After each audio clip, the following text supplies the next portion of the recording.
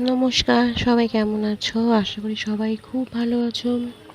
আজ আমি নতুন একটা ভিডিও নিয়ে তোমার সাথে চলে এলাম। আচ্ছা, তোমরা বলো তো, তোমরা আমাদের ভিডিও দেখতে কেমন লাগছে? একটু কমেন্ট করে জানিও, একটু লাইকটা করো, একটু কমেন্ট করো, তাহলে ভালো লাগবে। ঠিক আছে? আজ আমি তালের বড়া কীভাবে আমি বানাই সেটাই তোমাদের সাথে শেয়ার করব।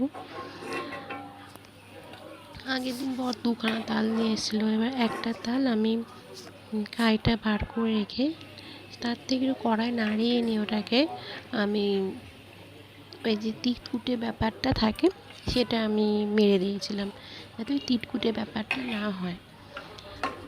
ওরকমভাবে করলে কী হয়, ওই তিতকুটে ব্যাপারটা আমার ঠিক ভালো লাগে না। অনেক সময় অনেক খেয়েছি আমি, তিতকুটে ব্যাপার থাকে।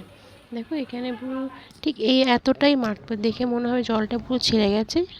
আর এখানে দেখো চিনিটাকে একবারই চিনি আমি গুঁড়ো করে নিয়েছি, হাফ বাটি আটা নিয়েছি, হাফ বাটি ময়দা নিয়েছি। দেখো দুটো মানে টোটাল মিলিয়ে আমার কিন্তু একটা বাটি হলো। ঠিক আছে? আর হাফ বাটির একটু বেশি আমি সুজি নিয়েছি।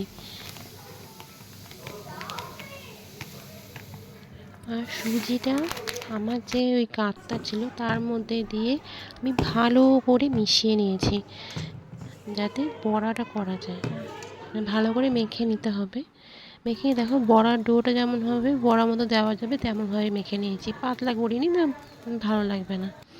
তারপর দেখো তেলটা গরম করে নিই, তেলটা আমি বড়া দিয়ে ওই বড়া মতো করে নিয়ে লাল লাল করে ভেজে তুলে নিয়েছি। খেতে খুবই সুন্দর হয়েছে আর মচমচে হয়েছে। একবার করে দেখতে পারো, শক্ত হবে না। অনেকে বড়া শক্ত হয়ে যায়, এভাবে করলে শক্ত হবে না। আর খেতেও খুব সুন্দর হয়েছিল।